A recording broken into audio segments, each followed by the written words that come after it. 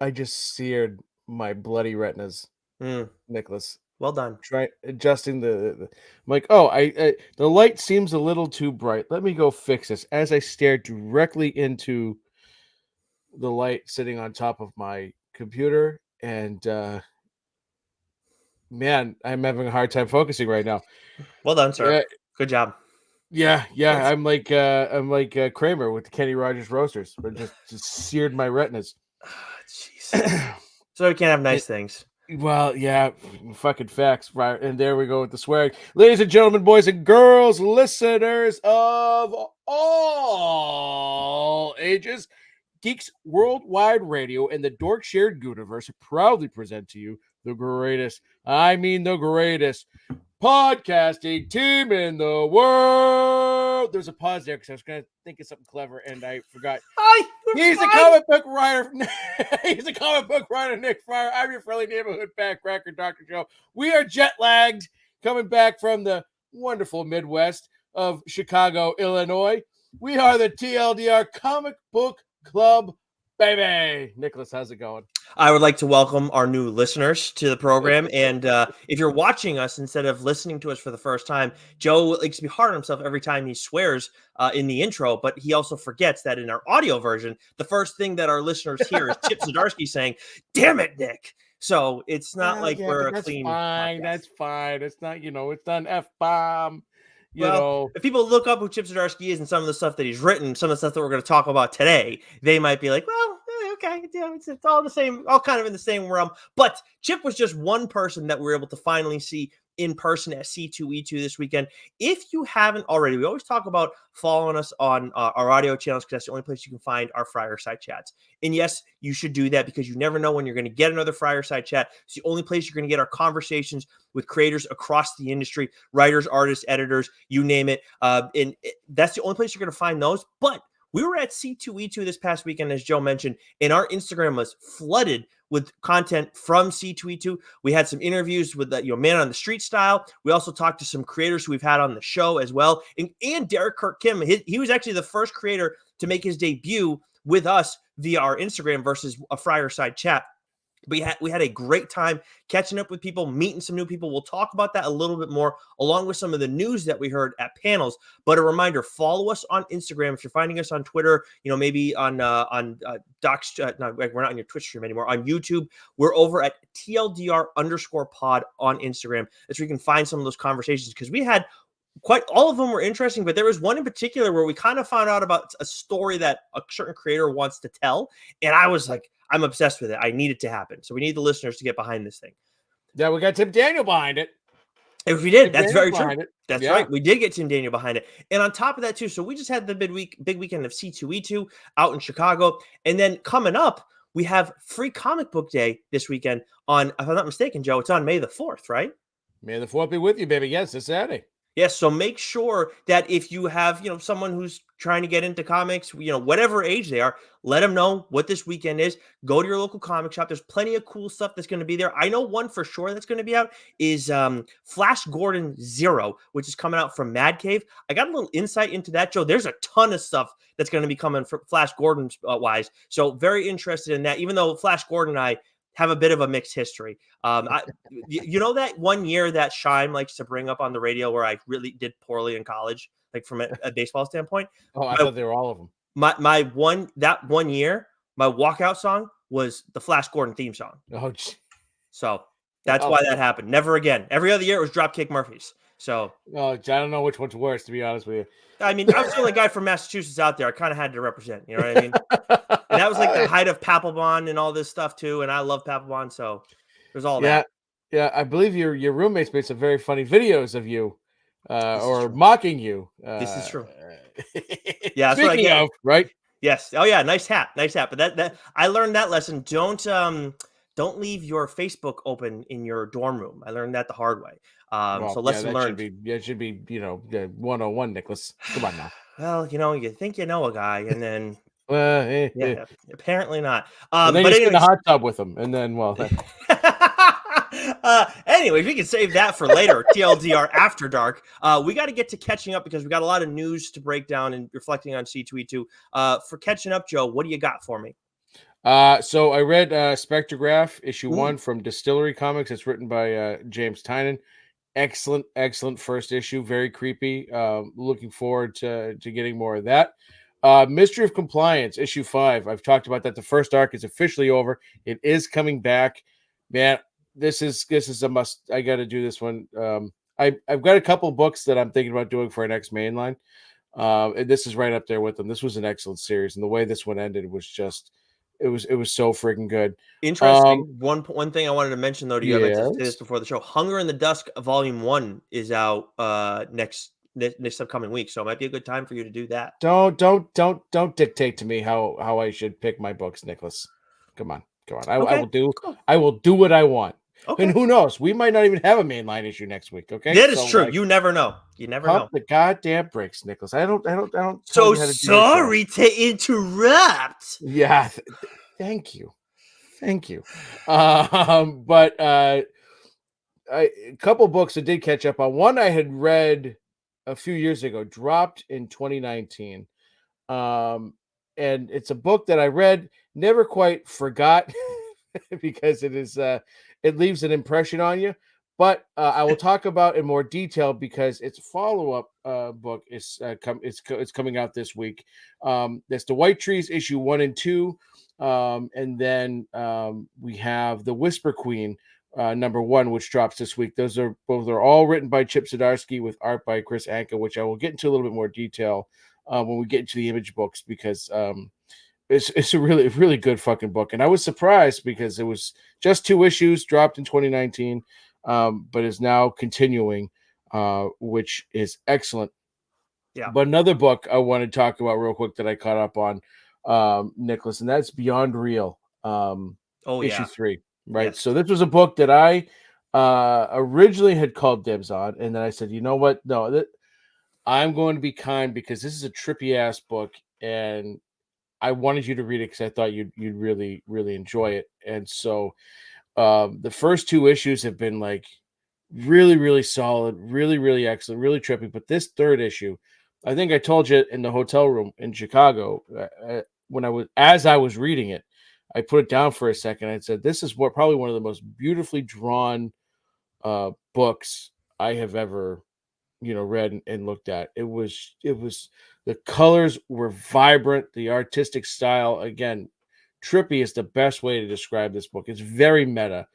I absolutely enjoy. Can you pull up real quick who the writer and the artist is for Yeah, Beyond Real? it's Zach Kaplan, and then we have 3 artists on this issue, and I think we've had Fabiana Mascalo on each issue, but then on this one we have Vincenzo Riccardi and Dennis Menhere.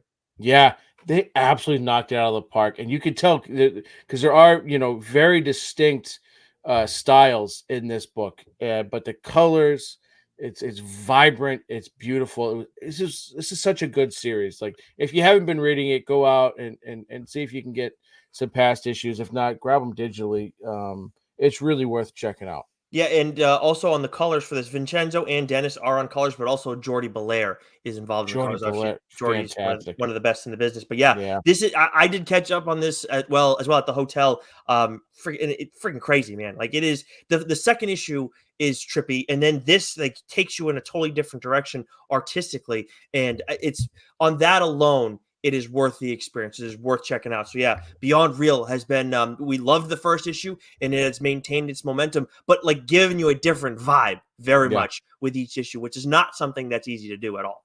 No, they're pulling it off really well. This is, like I said, go check this book out. Yeah, 100%. So I caught up on some of the same stuff that you did, the White Trees, which I had not read yet. You brought the physical copies out for that, and I checked that out. Wolverine issue 48, which I was behind on, and then Beyond Real, I actually was 2 issues behind on that. I only read the first one, so I am all caught up there. And then another issue that I had meant to read when it dropped, but just somehow flew past me on my radar was from Mad Cave, Dick Tracy, issue 1 by Alex Segura, Michael Morisi, and Geraldo Borges. And I'm familiar vaguely with Alex Segura, but very much so with Michael Morisi and Geraldo Borges, because Morisi is the writer of and co-creator of Barbaric, and then Geraldo Borges is the artist on No One. So just on those 2 alone, I was in right away.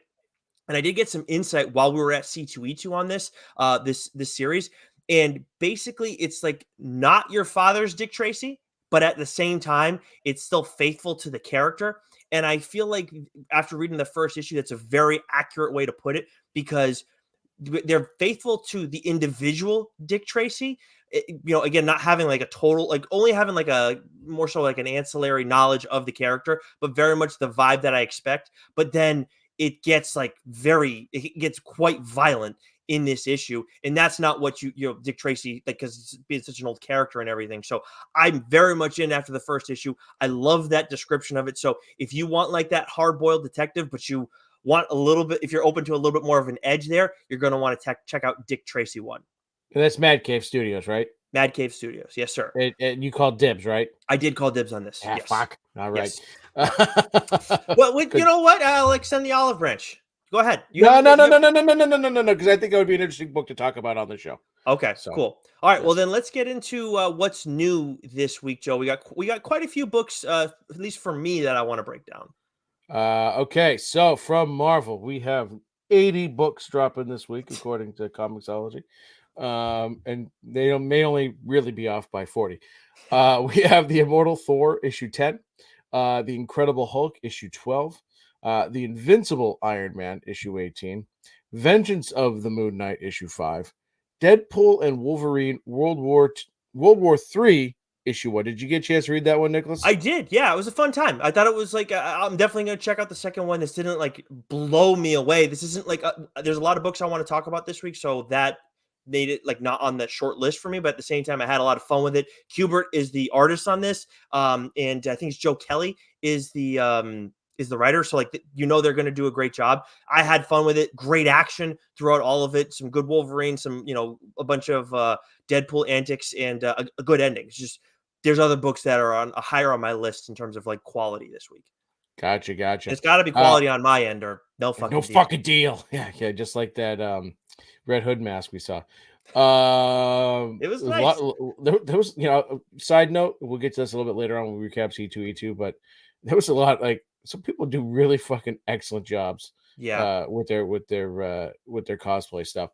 Weapon X-Men issue 3, Cable issue 4, Spider-Woman issue 7, Get Fury, not Get Furry, issue 1. Let's see what's on your brain. You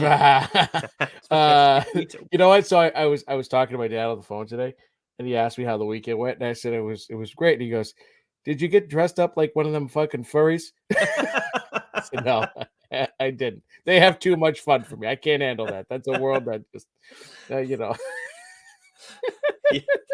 One of my teammates asked if we dressed up, and I was like, "No, I don't do that." Yeah. Power Pack Into the Storm, issue 5, and then there's 2 books we really want to highlight. Nicholas, why don't you go first? Yeah, so there's this new event at Marvel happening, written by Jed MacKay with art by Pepe Larraz, Blood Hunt issue 1. And Jed MacKay is a name you've probably heard a lot by now, certainly if you listen to this show, but just in general, his name's been popping up because he's going to be doing the new main X-Men title with Ryan Stegman, who we saw this weekend, and by the way, is a freaking giant. Like, he's at least 6'4". I was blown away when I saw that. Anyways, this is being marketed as the bloodiest Marvel event ever. And I'll tell you what, Joe, they ain't kidding. Holy shit. I was like, a lot happens in this first issue. A great start to this event. I know now, technically, if you look at the very end, we've seen this with Marvel before, where they especially with a lot of X-Men stuff, where they talk about like reading order of things. Technically, you should be reading the Free Comic Book Day Blood Hunt / X-Men issue 1 first, then Vengeance of the Moon Knight issue 5, which I am reading that title, and another great issue again by Jed MacKay. But just to get just be aware of that. Still went in and read Blood Hunt issue 1 first and was totally fine. This features the current Avengers, Hunter's Moon, Tigra. Those 2 are from what's going on with Moon Knight. And then you have Blade, Doctor Strange, Doom, Miles Morales. There may be a few others in there too, but like this, you got a lot of characters. And I'll tell you what, Joe, this is going to get the people talking. And I'm not calling dibs on this, so that way you have room to check it out. If at some point, if you decide not to or drag your feet on doing it, then I will take dibs. But this is like, it's events. We don't generally do that. Take it. Okay, cool. All right, I'm Take gonna it. take It's tips. because it sounds like a book that would be great to talk about on the show. Yeah, and this is Pepe Larraz we're familiar with, but Jed McKay someone I'm talking about more and more, and I think like this will be this is a very strong start to this new event. But speaking of X-Men stuff, I think you had an X-Men title you want to talk about. Yeah, did you not read? You're not caught up on X-Men? No, I'm not. How far back are you? You're fine. Don't worry about it. It's my Yeah, own I fault. know. I'm just trying to. So what I'll say is this, right? Because we know what's going on with the X-Men and Krakoa. All right, the fall of the House of X. It is all coming to its epic conclusion. And when this whole thing started, way back 4 or 5 years ago now, at this point, right? Loved House of X. Whatever those first two main titles were when it started, but right away you knew that this run on X-Men was going to be different, right? It's most of the X-Men are true to themselves, true to the characters that we know and love. But the two biggest character differences really have been Professor X and Beast. And I remember going, I don't know if I like this iteration of Professor X. Not like in the sense of I didn't like how the character was written, or anything like that, but like from the beginning, the X-Men that we know and love, right? It's different here. They're a little bit more selfish, right? They're a little bit more about themselves, and specifically Charles Xavier. He's not necessarily been a good guy, right? Mm. He's bald, so he doesn't have the slicked back hair. But if he did have hair, it would be slicked all the way back. And ever since the events of the most recent Hellfire Gala, he's sort of been, a little MIA. And what we get in this issue, right, is really setting up the final dominoes of what's to happen. And if you're watching us right now, Doc is spoiler free since 23. At least Right. there you go. I didn't spoil shit. Something happens in this particular issue, especially the way it ends, might be one of the most just, I wouldn't say jaw-dropping or iconic moments, but there is something that is said by a character that just made me go, fuck. Oh Oh, my God. Holy shit. damn. Right. And like I said, that's like this is like it's been building up to I think where we are now, and now we're really in the end game, so to Mm. speak, if you will, Nicholas. So this was an excellent issue of X-Men, and the build throughout the issue. Read it, you'll know exactly what I say what I'm talking about when you get to the ending there. It was like, oh boy, oh fucking boy. You've really loved what Duggan has done in his run with the X-Men, haven't I you? have, because he brought me back, because I stopped. And Right. I enjoy Hickman. Hmm. I think Hickman is an incredible writer. The problem was too many titles Yeah. and the data pages. Hickman went fucking bananas with those fucking data pages, and I'm Wait, you just like, don't like the data pages? sometimes. Just kidding. I Nick, know you don't like the data page. You tell me. no shit, Nicholas. I know what Well, you you're didn't doing. play along with it. God. You weren't picking. Never mind. Uh, but what Duggan has done is like he's used them, but sparingly, and a little bit more methodically, and they haven't been anywhere near as dense. And I really don't feel like he's used them the past several issues. They've really kind of gone away from those. But get caught up, Nicholas. Read this issue because I need to know your reaction when Okay. you get to the end of this issue. Okay, absolutely. I will make sure I get on that. So that's obviously a lot from Marvel. Some heavy issues out this week. So a good week for Marvel. From DC, one of the lightest weeks we've seen from them, and they've not been crazy busy over the month of April. We do know things are brewing. Obviously, we heard the news about Scott Snyder that was reported. I think it was by Bleeding Cool, and there's other things that we know of that we've been told that are brewing in the background. So it makes sense that stuff might be slowed down a little bit. We got the annuals for Nightwing, which we'll be checking out, Flash and Harley Quinn. And then there's DC's Spring Breakout issue 1. I think that is the only issue 1 that we've gotten from DC this month. So, not exactly something you and I are going to be checking. I think that's more for the kids, I think. Yeah, no, and I don't even like annuals to begin with. Like, Right. Just not Yeah. my cup of tea. And I read the Nightwing one. It did. Yeah. I'm sure there's some bit of information that'll come, where you'll be reading a Nightwing book 10 issues from now and see Nightwing Annual 2024. Get out of here. I don't give a shit. Like the annuals don't do anything for me. I'm going to rip off a couple here because it's a fairly light week.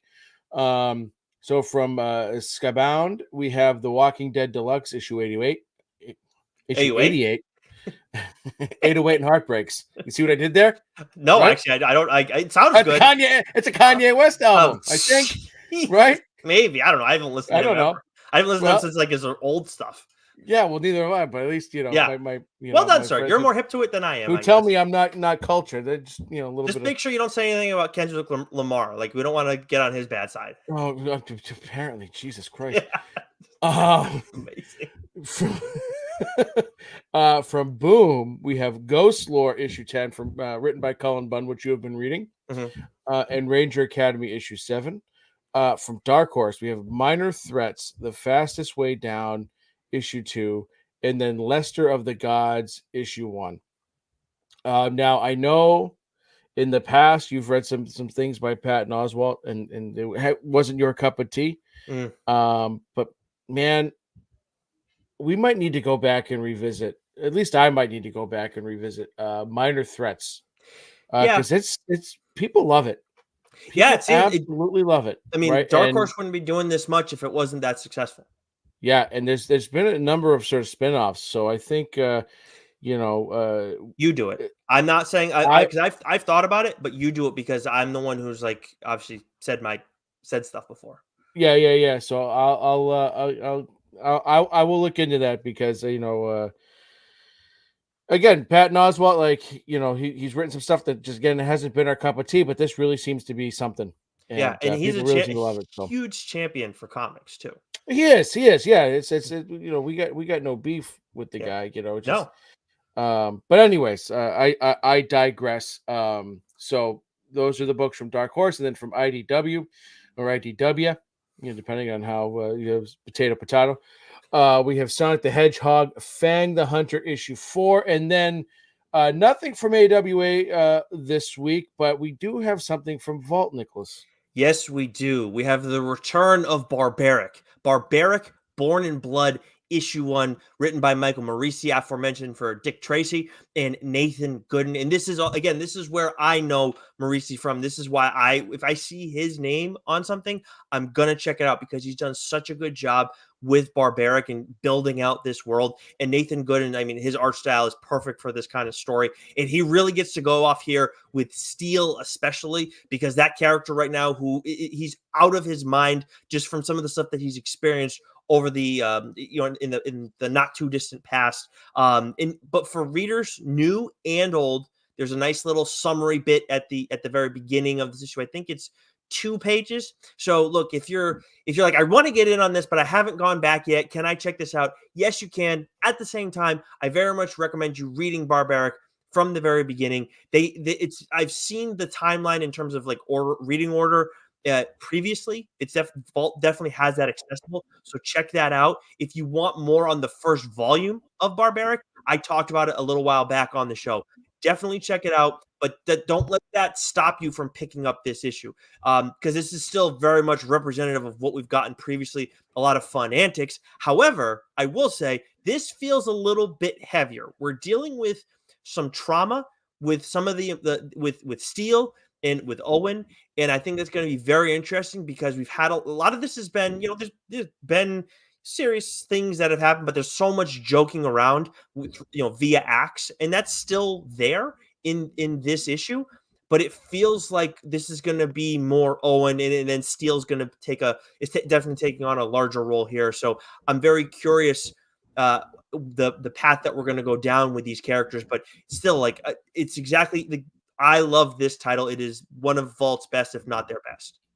And make sure you follow us on Instagram because for today's post on what's new, one of the covers I picked was for Barbaric, and it was drawn by Adam Cahoon, who you may know from his work with John Lees on The Nasty, Yeah, and that is a fucking brilliant cover, they got some. absolutely fantastic. Yeah, some real kick-ass covers. All right, I'll take us through these few before we round things out. So we got Titan, the Savage Sword of Conan, issue 2. Dynamite, we got the first issue of Space Ghost, which people seem to be pretty excited about that. We don't get review copies from Dynamite, so I don't. We'll have to check in on it later. Lilo and Stitch, issue 3. Darkwing Duck, Negaduck, issue 5. Red Sonja, issue 5. Vampirella, 666. I thought we already got 666 of Vampirella. I thought so too, but Gargoyles Quest issue 1, Vampirella Dracula Rage issue 6. From Distillery, we got The Blood Brothers Mother. That is by Brian Azzarello. From Mad Cave, we got the trade paperback of Skeeters, which I actually picked up at C2E2. And then, Joe, what do we have from Image? okay, I was just looking up the Vampirella thing, but Hey, you're stupid fine. ads got in It's my way. fine. Well, the Yeah, people people will like figure this. it out. Yeah. I think at this point, if you're reading Vampirella, you got to have it on your pull list to get 660, whatever it is. Keyword being pull, right? Ew. Oh, Getting a little blue here on TLDR. it's appropriate right before we talk about the Black Sandtails. Right. So from Image, we have King Spawn issue 33. We have What's the Furthest Place from Here issue 18. Crave issue 6. This is the finale. It seems like there could possibly, if they wanted to, do another arc of this in the future, but the way it ended was excellent. Fantastic series. Definitely going to talk about it on the show at some point. The writer and the artist, Maria Lovett. My first time reading anything by them, and it's funny because there's another book that comes out this week that is it has some naughtiness in it, and she does one of the covers for Oh, it. really? So that was Crave issue 6. That was an excellent series. We have Kaya issue 18. We have Packless issue 8, and then we've got 2 books, Nicholas, that we want to discuss. Although call it 3 or 4, maybe, right? If you will. But why don't you lead us off? Yeah, well, why don't we start with Bear Pirate Viking Queen, which you guys may be real. That title may sound familiar to you if you listened to the show previously, because we had friend of the show, Sean Lewis, multi-time guest, on to talk about this title. The artist on this is Jonathan Marks, and what a like we've seen Sean work with quite a few different artists right now, and they all have very distinct styles. And but some, you could say there's like similarity, maybe but Jonathan Marks is such a huge difference from the other artists that he's worked with, because it's all watercolor and it's friggin' insane, man. It was such a wild experience, so trippy. Make sure this, I've talked about this before, with Dye, and I think that while their art styles are not the same, Stephanie Hahn, right? She while their art styles not the same, there are similarities.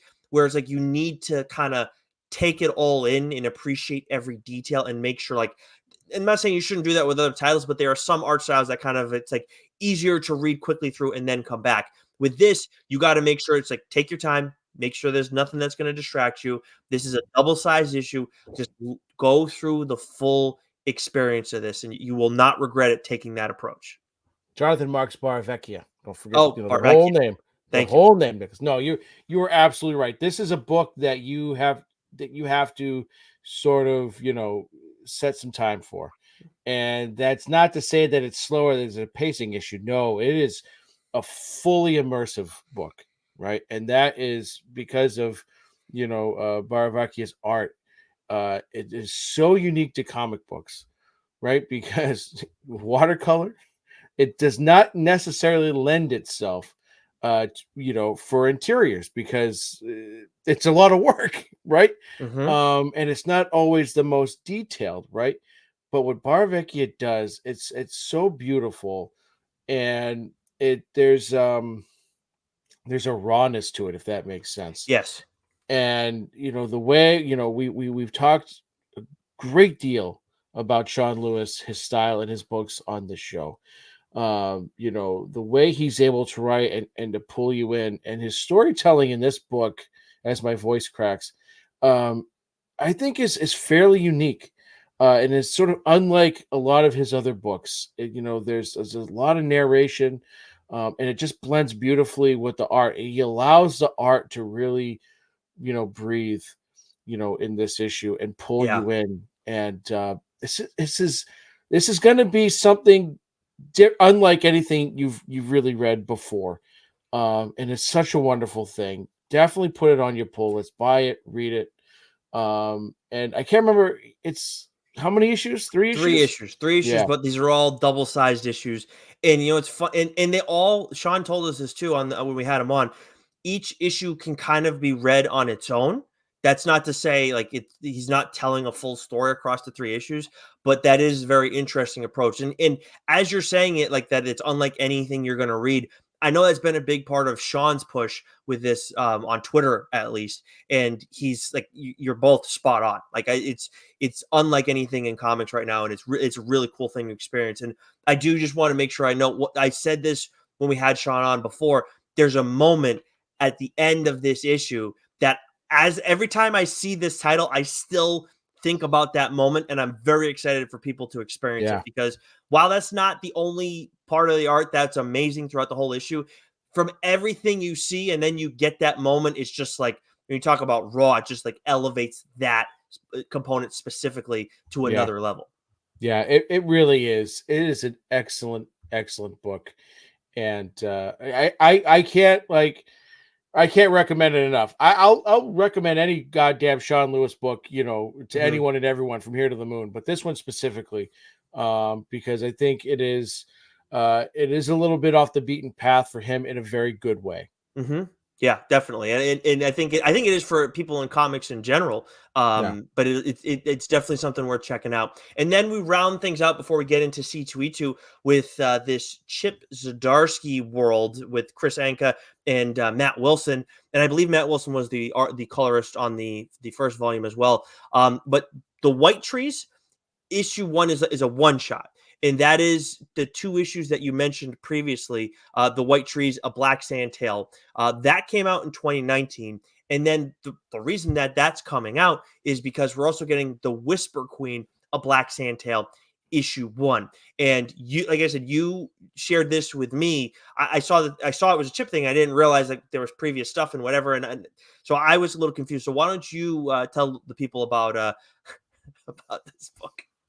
So this was why. So this dropped in 2019, right? So this is right around when Daredevil is still, his run on Daredevil is still in its infancy, and I'm reading that, and at this point, it's like I see Tynan's name on a book, I'm grabbing it. I see Zdarsky's name on a book, I'm grabbing it. So on, is right, and so I see Image, right, and the covers are beautiful, right? The Anka's art is gorgeous. Yeah, And right, and so you see that cover, really good. and boom, you're getting a fantasy story, and it's Chip, so it's going to be well written, and so I read that first issue, and I go, oh man, so it's a really great premise. You're sort of introduced to these characters. There's a war that had come and gone, and the characters that we meet are sort of veterans, if you will, of that war, and they've sort of put their past behind them now, right? And our main character is he's a simple farmer, a tale as old as time, but they get pulled in to this sort of adventure, right? They're trying to prevent another war from breaking out, and so you read the first issue, and you're just reading it, and you're getting this great fantasy story, and then you get a couple pages, and it's a full blown orgy. Yep. And we know Chip wrote Sex Criminals, and he's not a prude. Chip is not a prude, right? Mhm. So it's like it's just the art and the everything, and it fits the story. It doesn't seem out of place, but like it always stuck with me, right? Because it is quite vivid. Mhm. But it tells an excellent story. And then you get the second issue, and then the way that second issue ends. I mean, you want to talk about like cliffhanger, like what? And that was it. It was just two issues, and I'm going this. what the hell, right? Yeah. And because it easily have gone 5, 6 issues. This could be an ongoing series, right? Yeah. Right. And but you read those 2 issues, and it was so well done. But then time goes by, and it's 5 years, right? It's gone by, Jeez. Yeah. and I forgot about it. And then I see this week the Whisper Queen, because we actually got a copy of this book Yep. a We got them couple both. weeks ago, right? And I'm going, Black Sandtail. That sounds. I don't know why that rung a bell. And then I go, oh shit. And then I see that the White Trees is also coming out, and I, put 2 and 2 together. So I go out and I pull the 2 issues. I bring them with me to Chicago. I reread them, give them to you. And then we read The Whisper Queen, which is it's just a continuation of the story where it left off from issue 2. This very easily just could be issue 3. Yeah, it could, but part of the brilliance of it too is that you also, as much as you should absolutely read White Trees, you don't need to because the way Chip wrote it. Exactly, because we're focused on different characters, but the characters that are, from the first 2 issues are mentioned, but they're not, integral. They're not essential to where this first issue goes, right? Yes. But if you read them, right, you have that much more. You'll appreciate a lot more. And I will say, if you read this issue with the Whisper Queen, issue 1, if you read that before reading White Trees, you're going to spoil stuff from the White Trees series, like those 2 issues. Like it'll be tougher to go back and enjoy it as much. Yeah, As well, this is what I would say to that, because you could read this and then almost sort of, because they come out with prequels after the fact a lot of times. So you could read this, and then if you go back and read it, then you True. say, oh, right. So no matter That's a good what, point. it's going to enhance, right, the Whisper Queen. So like, this isn't for the faint of heart if you're squeamish around, sexual stuff. Because we're dealing with, all different sorts of creatures, and that's the brilliance of Chip, right? Because he just doesn't care, and that's a great thing, right? Yep. Because when it comes to that sort of stuff, it's just people or beings or creatures loving people, beings or creatures, right? Yep. And it's don't read this, don't let kids read this, Yep. Yeah. Be So, careful. Don't read it. Don't read it on the plane either. right. But it's just an exceptional fantasy story because there's great intrigue. There's a great plot. There's, the motivations for the characters are absolutely fantastic. I love the main character we get in the Whisper Queen, Javro. Yeah. She is a tough motherfucker, man. I am all in on her. And I will say too, with the White Trees, I know like you didn't talk about it on the show, and while it's 2 issues and they're like, I don't know if they're double sized or plus size, whatever. It's tough to think that, like one shots. We don't talk about one shots on the show when we're doing mainline stuff. 2 issues. Oh, can you do 2 issues? I will say that is the closest I think you can get to talking about like being a TLDR fully worthy book, because just being 2 issues was White Trees. It's got that much. There's like no fat on that thing, and it's just like perfect. Like, yeah, it's only needed 2 double-sized issues. You did it. You told the whole story there, and it was awesome. Yeah. You could easily do it because he's created a world, and at the beginning of the issue 2, he gives you a map like what great fantasy stories do, right? They give you a map of the world or the realm, and so you can go back to it and sort of, if it's referenced, you can kind of, but you almost don't need to, because it's not like he's creating this like Tolkien like size world here, but if you're a fantasy nerd and you love that stuff, you love great story, I mean, it's excellent. Yeah. Pure and simple. Yeah, 100%. It is awesome stuff. Definitely want to be checking that out this week. But that covers everything for what's new this week, at least that's on our radar. Let's get into our C2E2 recap, because there's some news that we did tweet out at TLDR_pod on Twitter, X, whatever the hell you want to call it, that we want to get into. And there's plenty more as well. Joe, where do you want to start between Something is Killing the Children or the Massiverse? Let's start with Something is Killing the Children. So, as Joe suspected, the new arc of Something is Killing the Children is essentially going to be a series of one-off stories, with the idea that it's going to be very accessible for new readers. So Joe talked about Something is Killing the Children way back in our show's infancy, and I have since read it. as much as like we recommend reading it from the jump, this is designed for if you haven't read this before, you can check it out. And then maybe you check it out and then it's like, all right, I'm gonna go back and check out some more stuff. So it's a smart concept. 2024 is all about new readers building out that audience. But at the same time, Joe, these one-offs sound like it's still going to be a fun time for loyal Something Is Killing the Children readers. Yeah, no, absolutely excellent. I mean, this is, like you just said, we sat on this, watching this panel, James was very adamant, about like, okay, like 2024 is going to give you some great stuff. And for loyal readers, you're going to absolutely love it. It's just going to continue to build on the world that you already know. But it's also going to be for new readers. And that's what this current arc really is setting the stage for. Like, we're going to get, 5 issues of these individual sort of Erica Slaughter, tales, whatever you want to call them, of her sort of in the past. I don't know how far into the past, if they'll all be around the same time or just sort of different stages of her monster hunting career. But they're great individual stories. And so if you haven't ever read Something Is Killing the Children and you grab this for the first time, it's like you're picking up issue 1, right? Mm-hmm. Yeah. And each issue will just sort of be that, and then I'm assuming that the last issue of that arc, will then sort of propel us back to present day. One would think. Right. So, but you can really get really creative with this, which is excellent. A couple of other things that he talked about too. So if you have been reading Something Is Killing the Children, you know all about sort of the lore of the House of St. George and all the different masks. Right, you have the white masks, the black masks, the red masks, the silver masks. So they talked about a lot of sort of introductory of some new masks, like the violet masks, which I'm very intrigued for. That's going to be sort of like the European branch of the order. They're going to the emerald masks, right? So it's like they're going to be diving into a lot more of the lore, which I absolutely love, and I think it's going to be fascinating stuff. And then we're going to get a new title, right, in December, right? The Book of Cutter. Yes, and it sounds like I wasn't sure if it was like a one shot like we've gotten before, or if it's going to be a full fledged new title. But either way, it's going to be talking about Maxine Slaughter, and then Cutter, who, as Tynan put it, is the saber tooth to Erica's Wolverine.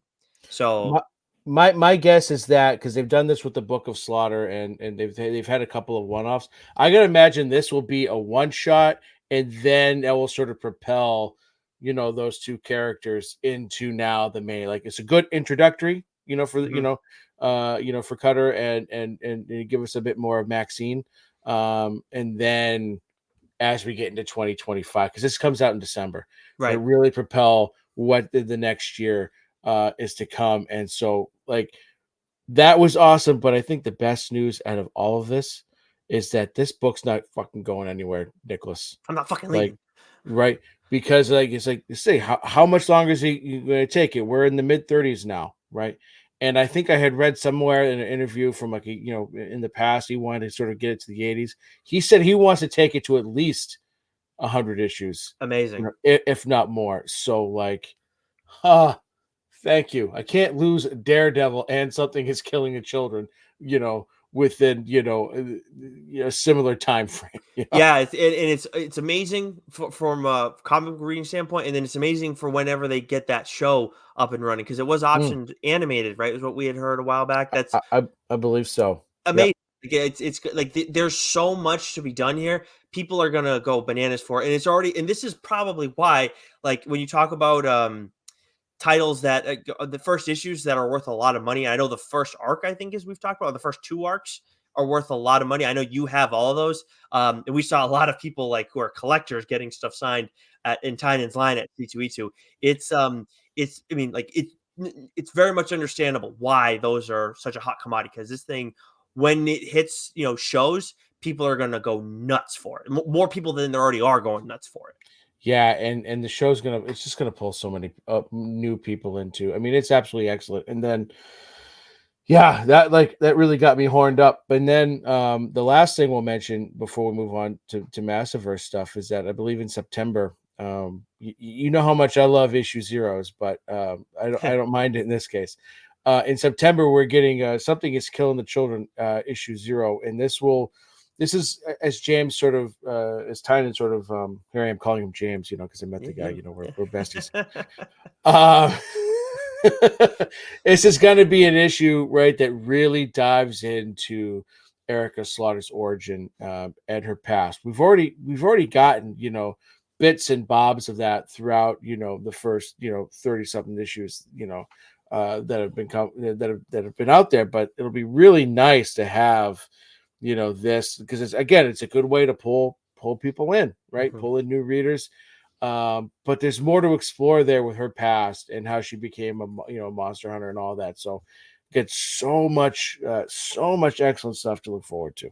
Yeah, awesome stuff for Something Is Killing the Children, and then awesome stuff for the Massiverse. We got to see Kyle. We've had Kyle Higgins on the show a couple times. We've met Ryan Pear in person. But now we finally got to meet Kyle in person on his stomping grounds out in Chicago. And we got news regarding Radiant Black, Rogue Sun, Inferno Go Red. So there was we did get some No One news, which that you caught, Supermassive and the Cowl. So much to touch on. But first, I do actually want to start with Rogue Sun, Joe, because you and I need to take a little bit of a victory lap. I hope Ryan sees this and realizes, like, hey, we kept our mouths shut. We can, we have redeemed ourselves. I didn't spoil shit. Yep, we didn't spoil shit. So we found out at C2, everybody at C2E2, and now the masses on Twitter and readers of websites now know that issue 19 of Rogue Sun is going to be a flip book. We are very excited for that. We found out about that during our interview, or after our interview for the Infernals that Ryan is a co-writer on. So trusted us with it. We messed up once before with something far less serious, but I think we've redeemed ourselves, Joe. Yeah, just what I think. You totally redeem yourself. Yes, exactly. But on top of that, so we get that news, and then we also get a look at a couple of the villains, which again, if you go check out Black Market Narrative on Twitter, you'll get a look at Definity and Mad Melody as not Divinity. I know you were curious that you weren't sure about. Yeah, I couldn't tell if I wrote it down or not. So. Yeah, but Definity. So she looks particularly badass. So I'm very excited for those. But what was some of the news that you were most excited about from the Massiverse? Oh, well, there was a ton, and as much as I love the Something Is Killing the Children panel, and it was very well attended. This one was huge. This one was also like, I don't know if there was an empty seat in there, and just the excitement from everyone in the room, right? I just on the floor. Feel it. Yeah, it was it was electric, because it was Kyle, it was Marcelo Costa, it was Rod Rice. I'm Reese, sorry if I butchered his name. Yeah, and a bunch of other people associated. It was just like everyone there was just so, like, you could feel it, right? The energy was palpable, and so a lot going on with Rogue Sun and Radiant Black, specifically with Radiant Black. Yeah, especially with Radiant Black. Yes, like we've been sort of in this midst of the Catalyst War, and things are really coming to a head with that, but it's what we're sort of getting beyond that, right? So we're sort of getting this oversized hardcover, first 12 issues of Radiant Black that's dropping in October, which I love these hardcovers. I have it for Spider-Man Life Story. I have it for Something Is Killing the Children Volume 1. Both of which you have signed now. Wait, both of which I have signed now. Mm-hmm. And at least he signed the right name in my book. Oh yeah, wow! You're gonna do your guy like that. Wow, you're gonna. I was trying to make fun of you. He didn't care about you. He just wrote my. He didn't appreciate me saying that someone from White Trees reminded me of. Well, okay, you're getting weird. But we're getting this awesome oversized hardcover book, which are great collector's items. It's gonna be the first 12 issues. And they said we're going to get 30 new pages of back matter, and some remastered pages. So it's going to be like, it's really kind of cool, like director's cut, if you will. Yeah. A copy of the first 2 arcs of Radiant Black, which, I mean, absolutely, stellar stuff. But then the big thing was, before you get to the big thing, the back matter, there's Dan Mora art in there. Oh yes, character designs, and there's like some of that back matter is like what Radiant Black, like what the story before Radiant Black that Yeah. Kyle was working on. Like it was something to that degree. I'm very excited to check all of that stuff out. So yes, there is that too. Yeah. So before I get to the big thing, because we'll save that right for the bitter end. Infernal Go Red, we're gonna get some new villains there called the Twins.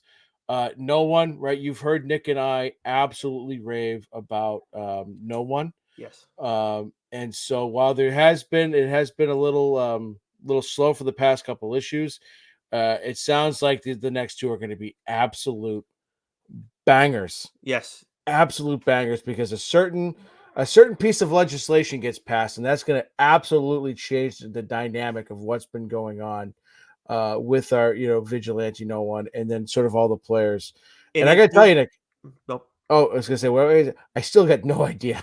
Yeah, Right, no like clue. how this is, yeah. Not a clue. And on the note of No One too, again, we've been raving about it with the that we talked about the trade. It's so all 10 issues is going to wrap up at the 10th issue. This story, that'll all be coming out as one trade, and I believe the plan is to wrap this up in June, maybe July. So I'm not sure what the trade. I can't remember what Kyle told us, but anyways, yeah. So very, very excited coming off of that. And then I know in July that is the target for Supermassive 2024. That takes place during the Catalyst War. A ton of repercussions there. And then for the cowl, this is the 10th anniversary of the cowl. We're getting a compendium for the cowl in 2025. And the reason we're getting it in 2025 as opposed to this year is because we're getting a new mini series of the Cowl 1964, 3 issues. So very excited about that. And that's like, that became part of the Massiveverse retroactively. So very excited for that. But yes, there is one bit of news. I will let you take it away on this one. But I was stunned by this one. Well, yeah, too. And the other thing I want to talk about real quick about the cowl, right, is that like this was like that nugget, that story that he had 10 years ago that who I don't think he knew then, right, what it would spawn into now. But Kyle's always doing, he's always being very creative about doing different things and sort of different interactive things with his books. And one thing he's doing for the cowl is he's actually releasing an LP, right? That's right. Big music guy, right? And because what's right. that book he's writing now? Deep Cuts. Yeah, Deep Cuts, right? So like I love that idea of like releasing this LP to kind of go with this 10th anniversary, sort of story on the I believe it's superheroes forming a union, right? Mm-hmm. Yeah, it is crazy to think about too. Like I didn't fully realize this, but like we're talking about news from 2 different universes that have been created and been very successful outside of Marvel and DC. And it's 2 guys who one was writing Red Hood and one was writing Nightwing for New 52. And like look at where they've gone to this point. It's kind of crazy to see. Yeah, excellent. So the big thing that was like this was their like cherry on top of their panel, which was already an excellent panel, up to this point. But we learned that Radiant Black Volume 1, the audiobook, is being released. And it's going to be voiced by a couple of familiar voices, especially if you're a big fan of Boy Meets World, with Will Friedle voicing Marshall, dude, and Ryder come Strong on, voicing Joe. Nathan. Come right? on. Will Friedle. Oh, Friedle. I'm fucking tired, Nicholas. Will Friedle as Marshall, which if you saw the animated version of Radiant Black that Kyle put out, was that like a 5-10 minute thing? It was I can't remember, but it was, I forget what issue it was, but he was already the voice of Marshall then. And yes, now Ryder Strong is added to the mix. So in the way that they did it too, like you have this video, it's a close up on Will Friedle. It's like, okay, the voice of Marshall, he's doing a thing with Kyle. Okay, cool. But then you see Ryder Strong pop up like off screen. It's like, wait, what the fuck? What's going on? And he's going to be Nathan. So yeah, I told them this. You, Joe, have been trying to get me to check out audiobooks. Even Lauren's tried to encourage me to do that too. This is where I'm going to start doing that. As much as I've ever read it, I need to experience this. Well, that and The Witcher. I've been telling you, get on The Witcher, I right? know. But no, this is gonna be excellent. And the way he revealed it, it was awesome. And that's one of Kyle's strong suits is like he knows how to oh, what's the word I'm looking for? Hype things up. Yeah, he's a great hype man, and this was excellent. And we talked to him after, back at the booth, and you could tell he was so excited about this, and the enthusiasm about it. And then because after the panel, the line at his booth was like it was massive, right? And Super so massive, there's you might even say. well, I will thank you. say, so Tynan's line was insane. Chips and Jorge Jimenez's line was insane. And then after that, I remember hearing the woman who was like kind of handling Tony Daniel's line and Kyle Higgins' line, which were right near each other. I heard her say like, "This is the busiest I've ever had it." So seemed like she was nonstop when we were over there. So like Yeah. a huge weekend for friends of the show. Speaking of which, we talked with Chip, as mentioned, got some stuff signed by him. He was like, when we talked to him on Friday, and he was already exhausted by the end of that day. Dude, so it was absolutely fucking wild. So like, because James wasn't always at the Tiny Onion booth. He No. had like each day he was there for like two different sort of 1 hour sessions because he was doing a bunch of panels and all this stuff. But Chip, man, he was at his booth every day from start to finish. And that line for him was, it was around the corner and then so it never died down. It never No. died down. Like I was like, we didn't. There was so Friday was really chaotic, but really eventful for us because we got a lot of stuff accomplished. We met a bunch of creators for the first time, touched base with people we've had on the show, and but not everyone was located in the same area either. Like Tony Fleece and Trish Forstner were sort of on the opposite side of things. We couldn't even find Jason Sean Alexander until the second day. We had to look it Insane. up. But like I kept like by the time we found Chip, his line was already huge, and I'm like, okay, well, I'll just kind of keep checking back. It was never a break, and then I think finally, like at the end of the day, Friday, I'm just gonna go wait in line, Yeah. right? Because it's either that or I get right here to start at 10 o'clock in the morning on Saturday and stand in line for another hour. Anyway, so I I stood in that line and I must have moved like 10 feet, in like 45 minutes. That's how nuts it was. And thankfully, like it got to the point where like 6 or 7 people behind me is where they decided to like, okay, we're cutting it off for the day. So Mhm. like I just snuck in, but man, like he was great. Like even at the end of the day, just the first day of signing and drawing, these guys were also like drawing things for Yeah, people. He was that's the still crazy. like like most. I know I people wouldn't have do. been offended if he was just tired, but oh yeah, wasn't real talkative. But man, He was he was good. just awesome. Yeah, I understand that like artists are always drawing stuff at cons, and that's how they make one of the ways that they make money. Original art. I didn't realize that people commission them to do art like when they show up at the con. I thought it was like it's something that I wanted to draw like as the individual artist, or like somebody like emailed you and got on the list before the con, and you're just working through those throughout the con. But no, we ran with Chip and at least with Stegman, we saw people like come up to not just get autographs like you and I do. They were like commissioning them to do like these sketches for them, and I was blown away by that because like it's a lot to do. any creator that we talked to who was an artist was constantly drawing the entire weekend, Yes, and it was just it's fun to Fleece watch it. too, or not Fleece. No, not no. Fleece was too. Tony Trish was Fleece, Trish Forstner, Jason Sean Sealy. Alexander, Sealy, right? Chip, Stegman. I mean, they were all drawing, right? Everybody. Patrick Horvath. There was just it was wild, right? Yeah. And so like that's kind of what like I think held up a lot of the lines, right? It's because the people they go, oh yeah, I need you to sign these stack of 10 books, and oh, can you do this drawing for me, right? And that's like 30 minutes, right? Yeah, for real. But I'll tell you something. What though? Those people that get the shit signed and you needed a fucking CG whatever person there to Yeah. witness it. That drove me fuck. People would show, and I know this is nothing new, but like these people had fucking boxes, and they had like the books like taped where they wanted them to sign. I was like, you know, I don't know. It just drove me fucking bonkers. I've never quite experienced that. It was definitely different. But at the same time, they're part of like I know some people say like they're not good for the business, but also I feel like there are people buying comics, so it's like there it is good for the business.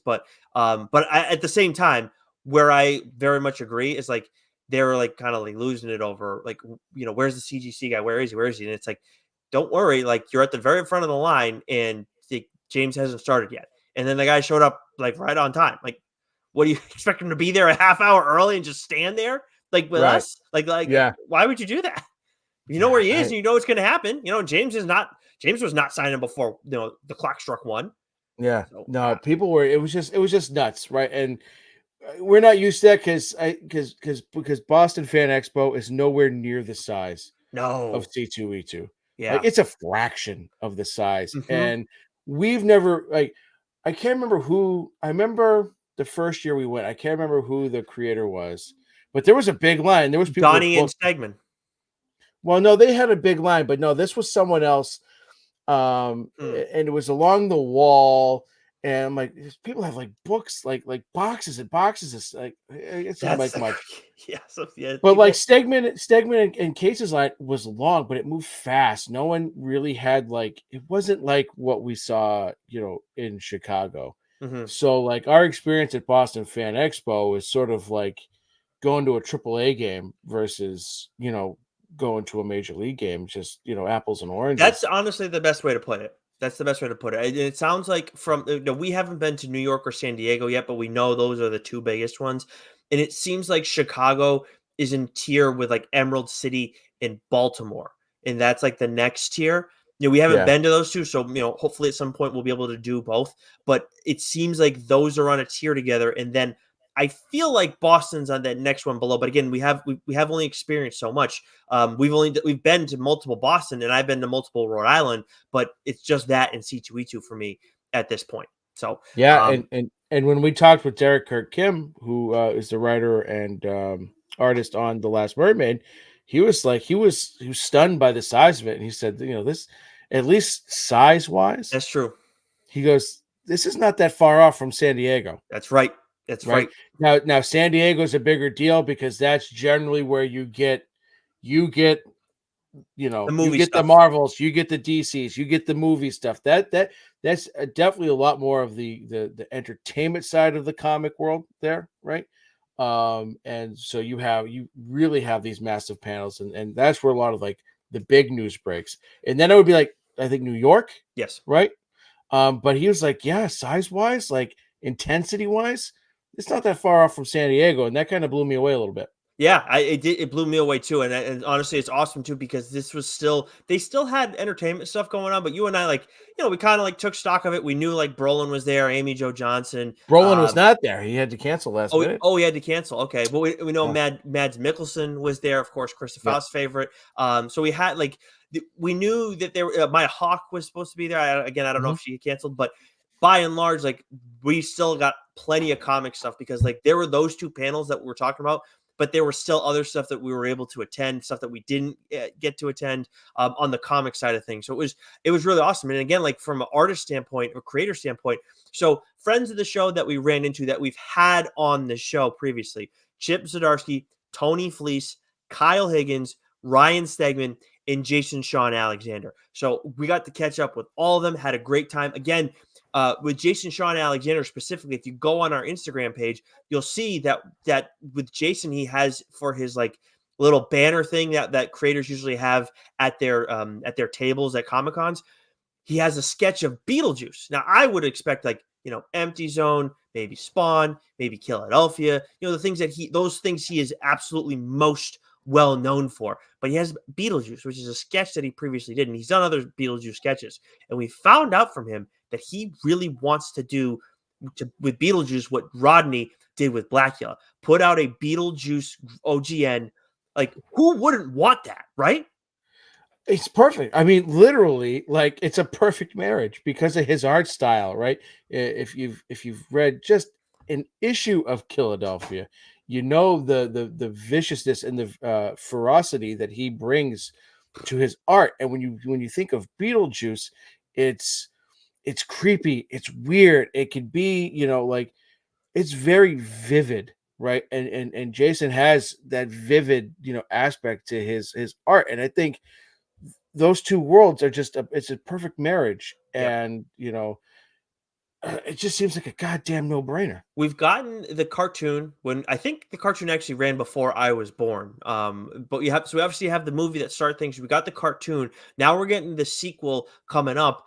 To me, it's like you have the sequel that's like, probably going to be PG-13.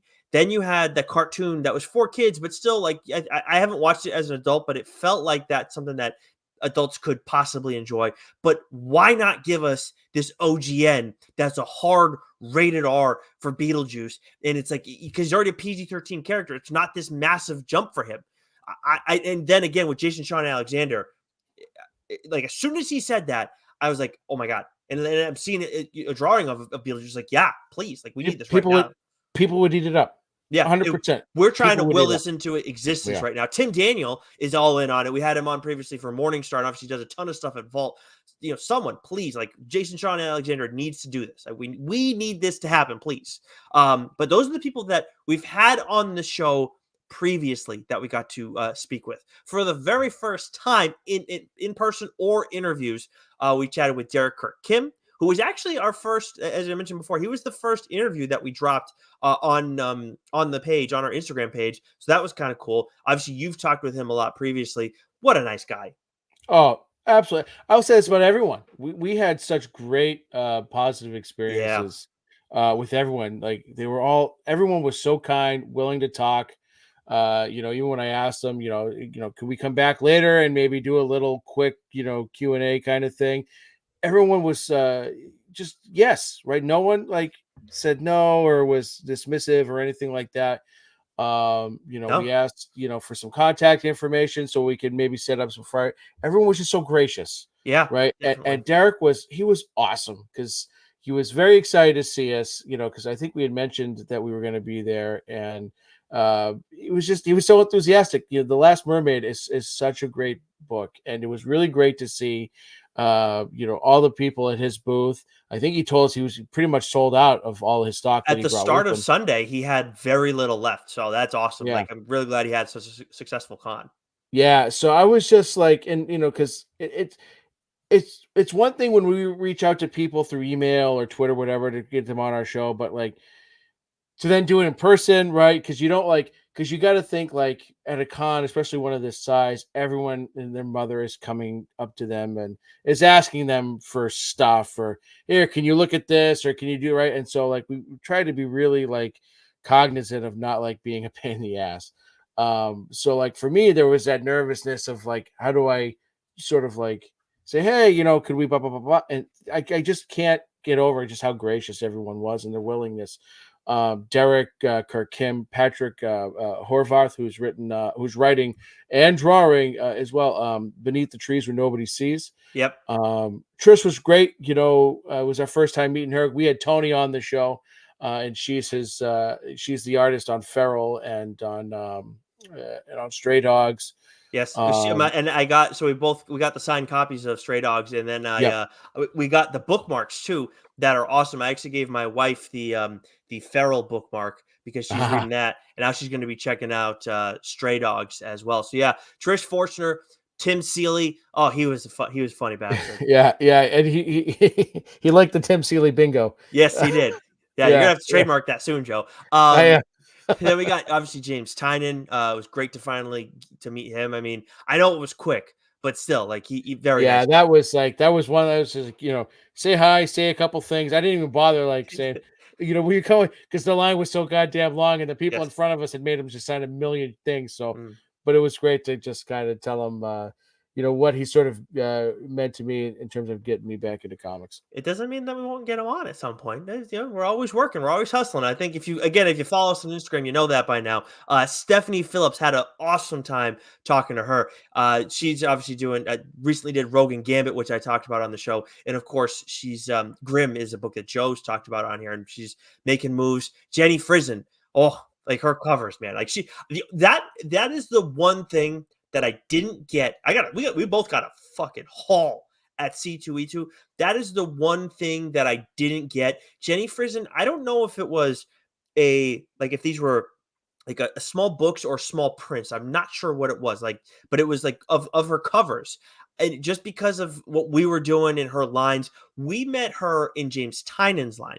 But her personal line when she was over there, it was always like kind of deep, and you and I were trying to bop around as much as possible. So I didn't pick up one of those, but she was very nice, and I was glad we got to meet her. But that was like the one thing I didn't get, and I'm like, like there's some because it was tough because we needed to bring some covers to get signed because you don't want it. We just had no way to bring prints home, right, without them getting ruined. And her and Tula Lote are two of my, some of my favorite cover artists, but artists period. Their stuff's just so beautiful and vibrant, Mm-hmm.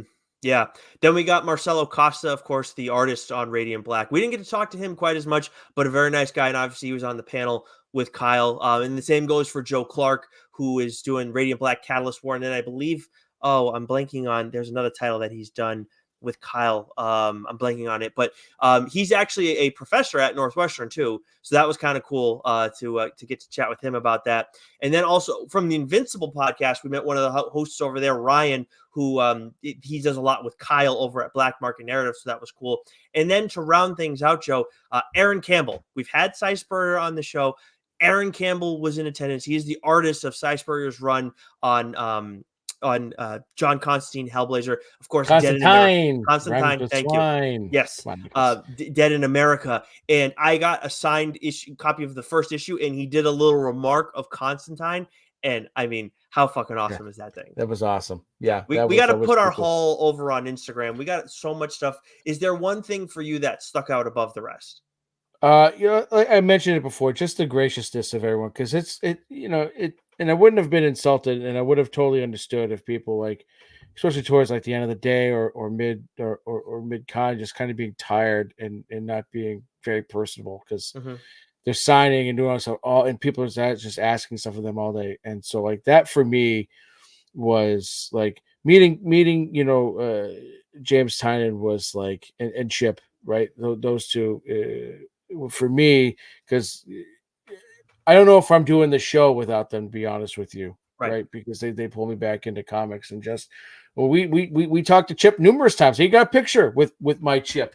We can't really see check that out on Instagram. That should be our profile picture everywhere now. But just everyone like Derek Kirk, Kim, Tony Fleece, Kyle, like Ryan, like everyone that we talked to, it was just awesome. Right. And it was just such a good time. Got a lot of really cool things signed and some personal things that I brought from home, but then some things that we bought there to get signed. Because you want to just go up to talk to someone, ask, ask something from them too. And then also, you know what I mean? So like, but yeah, we got a lot of fucking cool stuff, man. I mean, honestly, the Simmons Something is Killing the Children cover that I picked up is might be my favorite one that I got. There's so much cool shit, but I will say like the one thing that was like the biggest surprise for me in terms of our loot and what we picked up, it was honestly the Massiverse cards. We got those. Oh, yeah. And I actually wasn't able to post the video of you doing a pack break, but we do have a pack break recorded for you guys. So we will put that out there. But yeah, it's like, I was like, we saw as soon as we saw Kyle, he's like, he just handed it to us. And it's like, we backed it on Kickstarter. He's like, no, take it. I was like, wow, man. Like had a great time chatting with him, had a great time chatting with Stegman, even though he was wearing his Sparty hat. Again, he's like 6'4". Like we saw him sitting down and then randomly starts walking by while we're standing somewhere. And I'm like, you're a tall motherfucker, aren't you? He's like, yeah. Exactly how you said it. Yeah. I was blown away. Stegman's great. They're all great. It was so much fun. And when he said to you, he goes, I should have been the pitcher at Northwest. Yeah, exactly. Yeah. But we had but we had a great time. And we've talked to a lot of these people about coming back on the show. We've done so previously too, but now we have like an idea of some of what's going on, a better idea of what's going on with some of them. So yeah, very excited. Man, like honestly, like this was Joe's idea. Everybody, Joe has been saying like we need to go to a con somewhere else. We need to go somewhere else. Like I want to, like San Diego is like a dream for us to do at some point. But he's like, New York, he wanted to do it last year. I unfortunately was like on top of my wedding. I had weddings. I had every weekend after my honeymoon. So I had like in one of the weekends was New York Comic Con. But then I said, well, let's go to Chicago. Like we can see my buddies. You've met some of my buddies, and like we can have a fun time and make a full. You've got to know them very well. Some of them, yes. Yeah, but like let's have some fun with it. And we got to go to Wrigley and watch Verlander throw. We got to go to Northwestern Purdue game, as much as it didn't end up going well for the Cats. Still a fun time. And then we had an amazing time. Like this could not have been a better weekend. Yeah, Chicago's awesome. It's my second time there, and it's funny because I was wearing a Cubs hat. And people kept asking, why are you wearing a Cubs hat? Well, last time I was in Chicago, I got one when I was at Wrigley. And I found that wearing the hat of the hometown team goes far with cabbies. And I had mentioned that to a couple of the people there. And then when I mentioned it to Kyle Higgins, he goes, you're damn right. Yep, right? 100%. And then when we were leaving, when we take the cab or the Uber from the hotel to the airport, the guy was like, the driver's like, nice. He goes, where are you from? I said, Massachusetts. You wear a Cubs hat? I go, damn right. I go, yeah, damn right. Yeah. It paid off, right? 100%. Yeah, because everybody else just kind of chuckled when you said it, but then Kyle was like, oh, yeah, like that. Yeah, good call. 100%. Yeah. He might have actually said fucking A right. That might have been what he said. But yeah, we had a great time. So obviously Joe and I are going out there, for a litany of different reasons, not just to have fun, but we're trying to help, the show and, for you, the listeners, like enhance your experience as we build relationships with these other creators, among other people. We talked a lot with Mad Cave Studios as well, who had a whole table set up, and that was great. And they were awesome, right? Yeah. Is it Maya that we spoke to? Yep. And was it the editor in chief that you spoke to? Right. Well, we met Mike, we met Chaz Pangburn. Yes. Yeah. Everyone we talked, they were just so great and everyone was just so gracious and willing to just talk and everything. It was awesome. There was not a negative experience all weekend. If you're ever looking, I would assume that most of our listeners are more so New England based. So maybe you've done some stuff in Connecticut. You've gone to, I don't know the New Hampshire scene quite as well when it comes to cons, but obviously the Rhode Island and Boston are the ones that I'm very familiar with. If you've gone to those and you're like, I want to travel, obviously New York is a closer in terms of a drive, but if you want to experience a bigger one and you're like trying to decide, I really think that Chicago is a great one to check out. We had a lot of fun there, so much to do there. And it was extremely well done. Yeah. And because when we go to Boston, it's claustrophobic. Everything's jammed in there. This was like, the layout was fantastic. Yeah, it really was. It was awesome. Not a negative experience. Do you have anything else about C2E2 that you want to mention to the people before we wrap things up? No. I think we've said it all. It was fucking awesome, man. I loved it. And again, we'll have some stuff on Instagram, maybe on YouTube that we'll be putting out there. But the primary place where you can find all that stuff is on our Instagram page. And there is some fun stuff there. We've talked about, our conversation with Tony, but we haven't gotten into detail with that or Trish or whatever. But we had a great time, same with Derek Kirk Kim. So make sure you go check that out. Follow us, TLDR_pod. And if you found us on Twitter or on YouTube, you can find us there for our live streams as well on Instagram. But Joe, it seems like we'll have mainline next week, but we'll see. But either way, well done, sir. Stay sexy. You know it. See, that's how you...